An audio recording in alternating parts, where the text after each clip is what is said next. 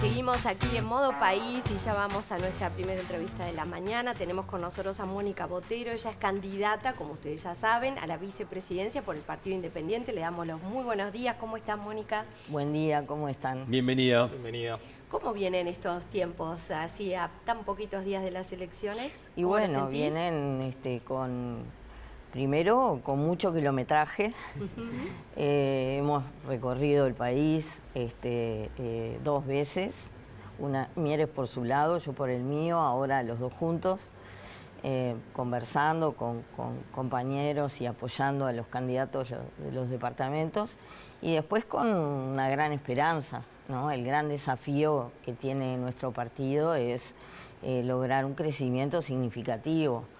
Y la verdad estamos teniendo, yo supongo que le pasará a todos, pero a nosotros particularmente nos sorprende porque hay una diferencia muy importante respecto a la campaña pasada, de gente que se nos acerca, que nos dice que, bueno, que valoran justamente los valores que nosotros quisimos destacar en el candidato que tenemos, ¿no? La honestidad, la buena gestión, el hecho de ser una persona confiable, que ha hecho una campaña seria, basada en propuestas. Y bueno, eso es lo que nos dicen que valoran. Y entonces, bueno, estamos en ese sentido muy entusiasmados. No sé si vieron la campaña el domingo, que realmente fue muy linda, más de 100 autos había.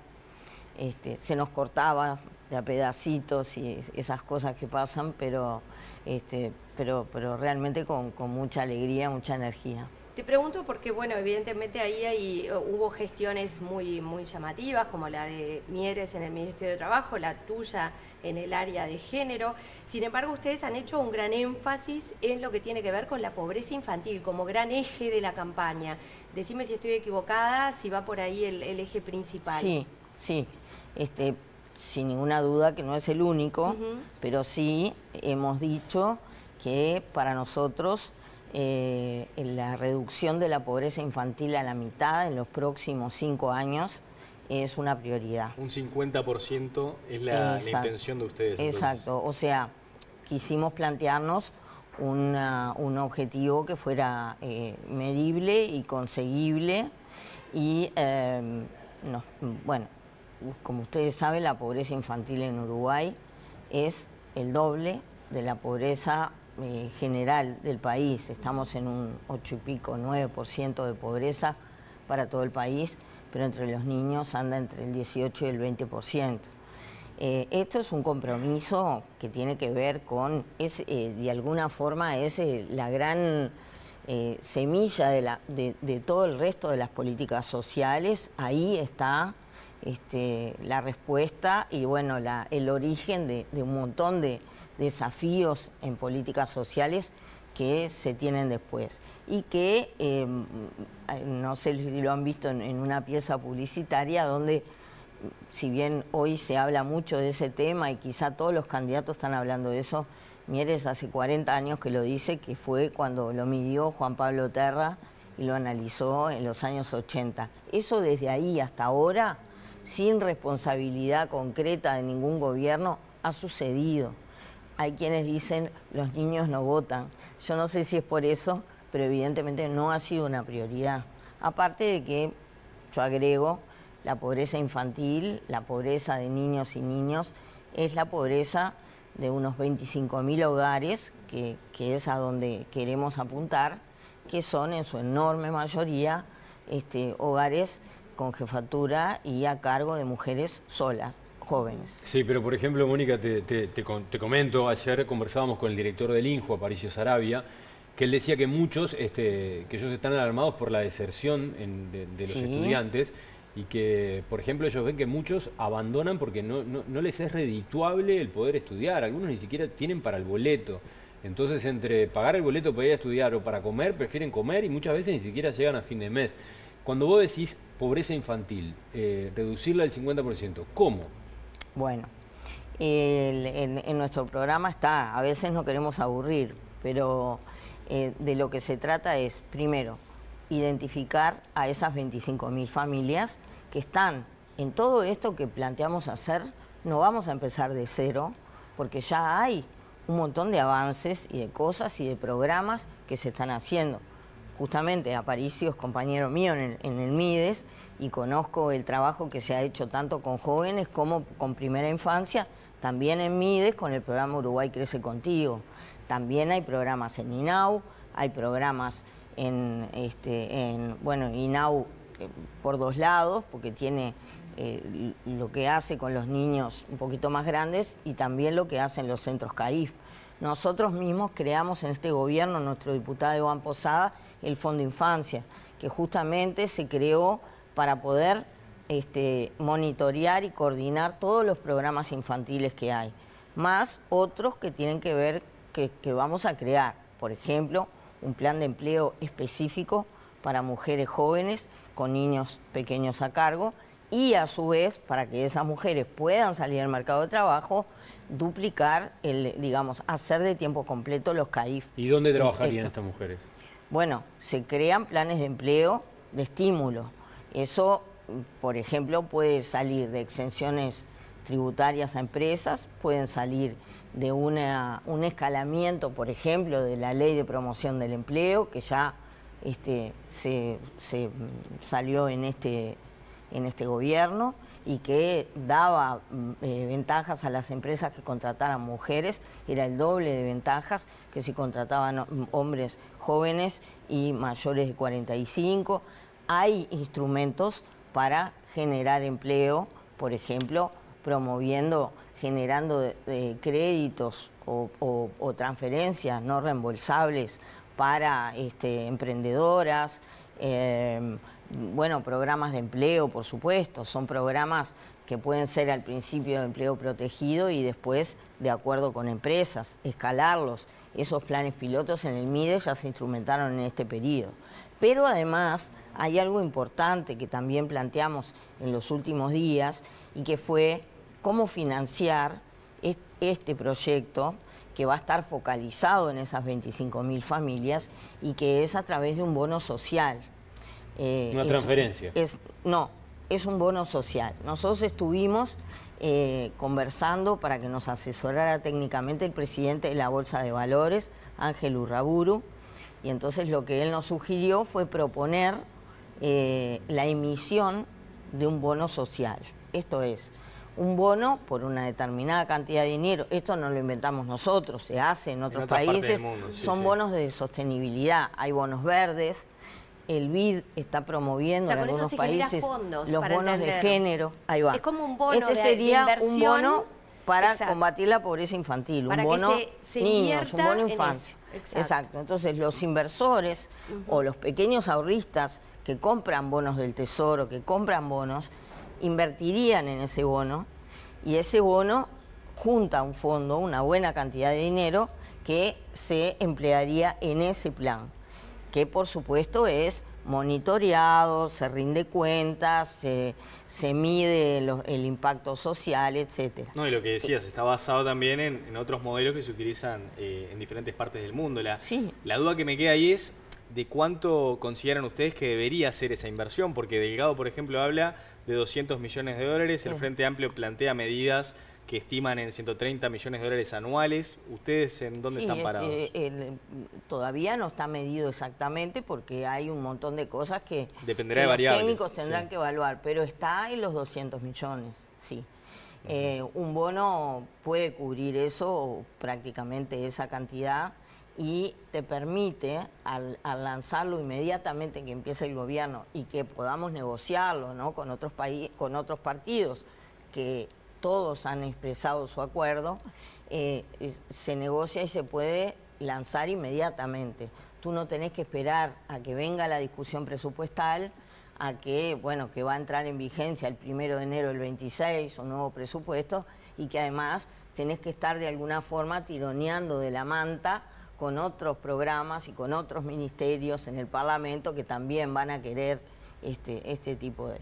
Mónica, y mientras tanto, digo, porque vos me decís, está bien, se están haciendo planes, se han instrumentado algunas políticas, pero esa cifra se mantiene. Y hay familias que, por ejemplo, tienen inseguridad alimentaria, que ni siquiera llegan a fin de mes. Mientras tanto, esa transferencia económica que da la sensación tendría que ser ya. ¿Cómo se consigue? Bueno, nosotros, todos los gobiernos cuando van a actuar necesitan un tiempo. No estamos hablando, digamos, en este periodo yo he estado en el Mides y he visto los esfuerzos enormes que se han hecho, por ejemplo, para que nadie se quede sin alimentos durante la pandemia. Y eso se logró. Las transferencias y los apoyos a las familias más vulnerables realmente se han incrementado de una forma muy significativa. Estos proyectos vinculados a los subsidios para las cargas de gas, los propios, el trabajo que ha hecho INDA, que realmente ha sido muy bueno, la duplicación de las tarjetas Uruguay Social. Bueno, nosotros lo que estamos diciendo es, son 25.000 familias, es muy escalable la cantidad, nos vamos a centrar en ello, pero además no es la única propuesta que hacemos, todo lleva un tiempo obviamente, y mientras lo que en el primer año de gobierno sabemos que en muchos casos se continúa con el presupuesto que se votó en el gobierno anterior, claro, se mantiene y con los planes que se están instrumentando a hoy. ¿Pero te hubiese gustado que esto, por ejemplo, entre otras medidas, quedara ya instalado en un compromiso por el país antes de la elección del próximo domingo? Que tengo entendido que Cabildo Abierto fue algo reacio a esa posibilidad. No, nosotros lo que propusimos fue empezar a conversar, que cada uno llevara a una mesa o a lo que fuere, a la instancia que fuere necesaria, su listado, digamos, de prioridades para incluir en el compromiso por el país.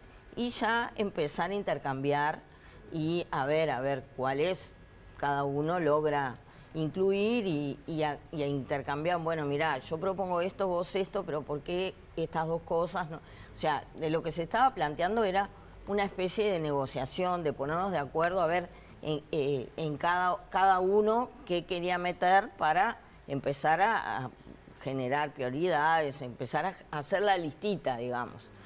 No era firmarlo antes, en ningún momento se planteó eso, se planteó empezar a ver.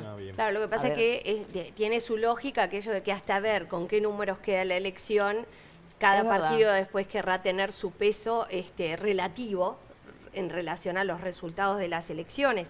Y en ese sentido también lo que te pregunto es, de cara a un próximo gobierno de coalición, si fuera electo, ¿qué tipo de roles les gustaría ocupar al Partido Independiente? Bueno, nosotros ahora estamos centrados, de verdad, estamos centrados en un piso, en lograr un piso que para nosotros es recuperar la banca del Senado. Nosotros queremos, nos parece muy importante, primero que Pablo Mieres vuelva al Senado, porque además creemos que lo merece, que su gestión en el Ministerio de Trabajo, que ha sido unánimemente reconocida, tenga una traducción, digamos, en votos y en apoyos, y eso significaría la vuelta al Senado, que además, según los estudios que nos han mostrado algunas encuestadoras, le daría la mayoría a la coalición. Y por otro lado... ¿Él se quedaría en el Senado si sale electo senador? Bueno, esas son las cosas que uno tiene que ver cuando se defina. Hay muchas incertidumbres en este momento, como primero saber si la coalición va a ganar o no va a ganar. Nosotros pensamos que sí, pero hay otros que también piensan que va a ganar el Frente.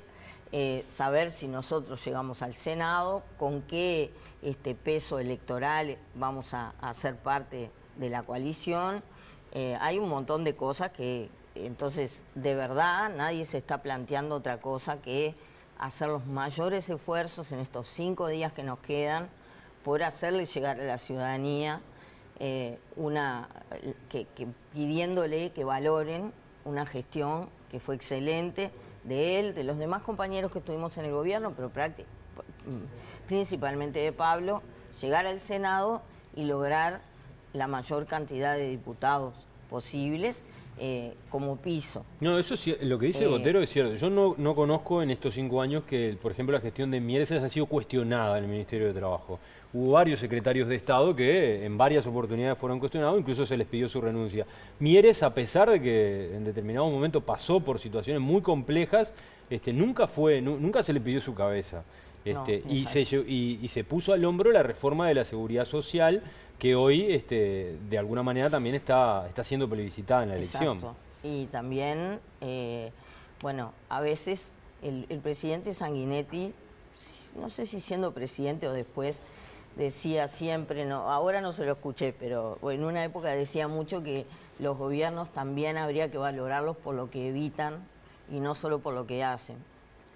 Y se imaginan que negociando y conversando dialogando y haciendo dialogar a las partes en conflicto en un Ministerio de Trabajo que fue complejo, que atravesó la pandemia, que venía con una carga de, ahora vienen estos y van a sacar derechos a los trabajadores, a las mujeres, a la agenda de derechos en general, venía con esa carga y logró diálogos, yo no sé, no lo podría decir, pero seguramente logró varios conflictos, evitó varios conflictos en el ámbito sindical. Y se fue con agradecimientos y reconocimientos tanto de gente de la central sindical como de las cámaras empresariales, como de los demás partidos. Claro, la gran interrogante ahora tal vez si eso se traslada o no efectivamente a los votos. Ahí ya le pregunto tal vez si ustedes tienen alguna expectativa, algún piso puntual. ¿Y qué opina también ya directamente le pregunto sobre Salle, que bueno, en algunas mediciones ha dado números incluso para poder llegar a ser senador? ¿Qué opina de que un partido como Identidad Soberana pueda llegar al Parlamento? Bueno, como te decía, para nosotros el piso es que Pablo vuelva al Senado. Hemos basado de alguna forma nuestra campaña en esto, en el hecho de que nosotros creemos que la gente que se porta bien, que es honesta, que es confiable, que tiene una trayectoria, porque las trayectorias creo que también hay que valorarlas, que tiene una trayectoria de una persona confiable, que ha sido coherente durante todos estos años con lo que ha dicho y lo que ha hecho, que eso debería ser reconocido con el voto y por eso estamos pidiéndole a la ciudadanía que lo haga. Respecto a lo otro, bueno, son fenómenos que se dan, que muchas veces el enojo de la ciudadanía, la desconformidad con la clase política o los malos signos que ha transmitido la clase política pueden hacer que, digamos, aparezcan candidatos del enojo y de los indignados. ¿Pero la preocupa? Que han sucedido. Bueno, no, es una decisión de la ciudadanía. Vamos a ver primero si se dan estos pronósticos que se están dando, vamos a ver.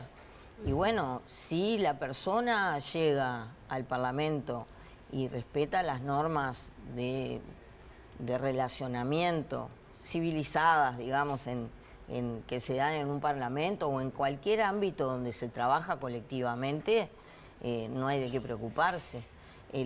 Muchas veces nosotros no lo vemos porque lo que se ve más es el enfrentamiento entre los dirigentes políticos de distintos partidos.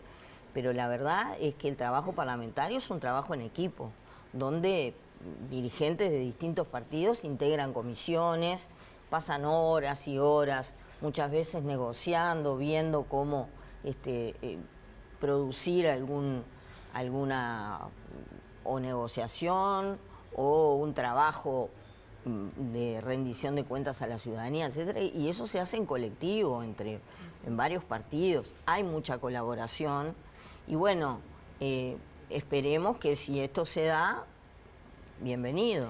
Le pregunto, Mónica, usted que ha sido una mujer que se ha dedicado en estos años especialmente al trabajo con mujeres, con las mujeres, con la Agenda de Derechos, la Agenda 2030, ¿cómo ha sido la convivencia, pero además cómo espera que sea con un partido como Cabildo Abierto dentro de la coalición, en donde en particular la candidata a vicepresidenta tiene una postura tan diferente a la que hemos visto últimamente en las candidaturas en general, incluso en la propia Argimón, respecto al rol de la mujer e incluso la Agenda de Derechos 2030? Bueno, acá hay dos cosas. Uno es cómo ha sido en estos años y cómo es cómo ahora se la espera, campaña. exactamente. A partir de que Lorena apareció ahora, digamos, más públicamente como fórmula. Hacia atrás se han dado diversas situaciones. Primero, con la entonces ministra Irene Moreira, yo tuve un relacionamiento muy bueno.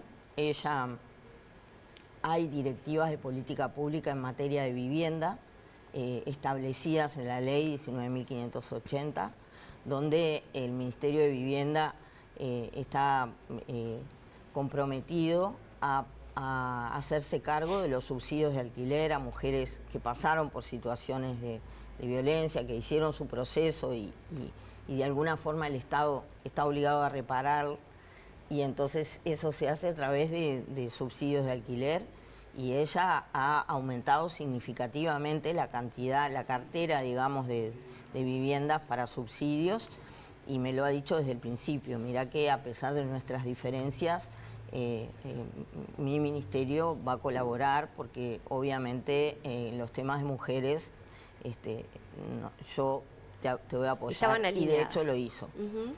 Después hubo declaraciones de dirigentes de Cabildo Abierto, sobre todo en el Parlamento, el senador Domenech, que cuando iba a las comisiones decía cosas, algunas se hicieron públicas. Bueno, está, pero era un legislador que las decía. Y después, fuera de eso, no pasó más nada. Alguna diputada que también alguna vez decía alguna cosa, pero la política de género en el gobierno la tuvimos nosotros, la seguimos nosotros, siempre con el respaldo de los ministros, porque tuvimos 3 en el MIDES, y del presidente. O sea que en ese sentido puede estar las opiniones de Cabildo, pero en materia de género, igual que en materia de políticas de drogas, la política del gobierno ha sido la del Partido Independiente, la de los representantes del Partido Independiente, por lo tanto no. Y ahora el hecho de las manifestaciones de Lorena son las de otro partido de la coalición, con el cual no tenemos por qué estar de acuerdo, y de hecho no estamos, pero somos una coalición. Esto es un grupo de partidos que hace un acuerdo entre diferentes y que hace un acuerdo puntual en un listado de temas. Todo lo que está fuera de ese listado, cada uno hace y dice lo que quiere. Quedó claro. Entonces, no me preocupa para nada. Mónica, ¿en qué lista la votan a usted con Pablo? Yo no soy candidata a diputado, porque en Montevideo, como ustedes saben, el Partido Independiente tiene 4 listas a diputados, y por integrar la fórmula no integro ninguna. Soy primera suplente al Senado de Mieres. Ese es mi lugar. Ese es su lugar. Así que independientemente de la lista que elijan del Partido Independiente, exacto, ahí están apoyando a la fórmula y por ende a Pablo Mieres. Exacto. Bueno, ha sido un placer conversar con usted, y bueno, la vamos a seguir después de las elecciones. Bueno, esperemos que tengamos mucho para celebrar.